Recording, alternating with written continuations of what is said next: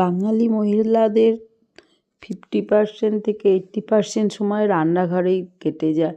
তারপরে ছেলে মেয়ে মানুষ করা, বাবা মা সবাইকে দেখাশোনা একটা ট্র্যাডিশনালভাবে চলেই আসে। আমি আজকে একটু ভেজ খিচুড়ি বানাবো বলে চাল ডাল আধ ঘন্টা ভিজিয়ে আলু ফুলকপি ভেজে যোগ করে দিয়েছি গোবিন্দভোগ চালে। তার সঙ্গে মশলা আদা জিরে ধনে গরম মশলা সব কষে টমেটো সহযোগে দিয়ে দিলাম। কপিগুলো একটু পরে দিলে কিন্তু গোটা থাকবে, এভাবে নাড়িয়ে লবণ টবণ দেখে দিন। কড়াইশুঁটি একটু এক মুঠো যোগ করে দিন, দুটো কাঁচা লঙ্কা দিয়ে বেশ আস্তে ধীরে আরেকটু লবণ লাগবে সেটাই দিয়ে দিলাম। এবার খুব ধিমে আঁচে হতে দিন। এইভাবে কিন্তু হলে খিচুড়িটা দারুণ টেস্টি হয়। দেখেছেন রেডি হয়ে গেছে।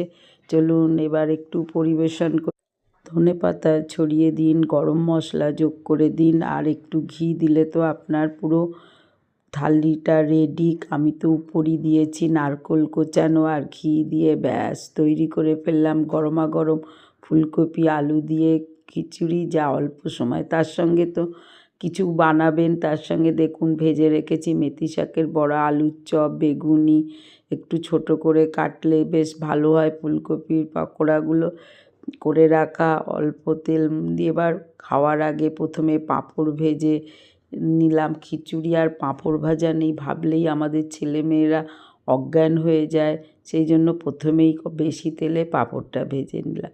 এবার ধীরে ধীরে হাফ ভেজে রাখা বেগুনিগুলো করে নিলাম। আলুর চপ এখন তো আমি দুটো দিয়েছি, তার মধ্যে মেথি শাকের বড়া ধনেপাতা দিয়ে দারুণ বড়া খাওয়ার আমার বাড়িতে একটা চল আছে। হয় ইভিনিং স্ন্যাক্স বা ভাতের পাতে নিয়ে বসে পড়লেই হলো। এবার আলু চপগুলোও আমি চটজলদি ভেজে নিচ্ছি। সমস্ত রেসিপিগুলো হলে আর কথা কি, ভরপুর থালিটা রেডি। এবার ফুলকপির পকোড়া কাঁচকলা ভাজা অনেক কিছুই নিয়ে থালি সাজিয়ে চলে এসেছি বন্ধুরা কিচেনের থেকে একদম ডাইনিং টেবিলে। ব্যাস এবার গুছিয়ে গুছিয়ে পরিবেশন করলেই হলো। কত কি হয়েছে দেখতেই পাচ্ছেন। তার সঙ্গে একটা চচ্চড়ি আছে যা খিচুড়ির সঙ্গে দারুণ জমে। ব্যাস পরিবেশন করে দিচ্ছি গরমাগরম খিচুড়ি, যার টেস্ট অসাধারণ। আলুগুলো ফুলকপিগুলো সব গোটা আছে দেখতেই পাচ্ছেন। তাহলে আপনারা এইভাবে সহজেই বানিয়ে ফেলতে পারেন আধ ঘন্টায় এতগুলো রেসিপি। একটু চেষ্টা করলেই হয়ে যায়। আজ আসি, বাই বাই।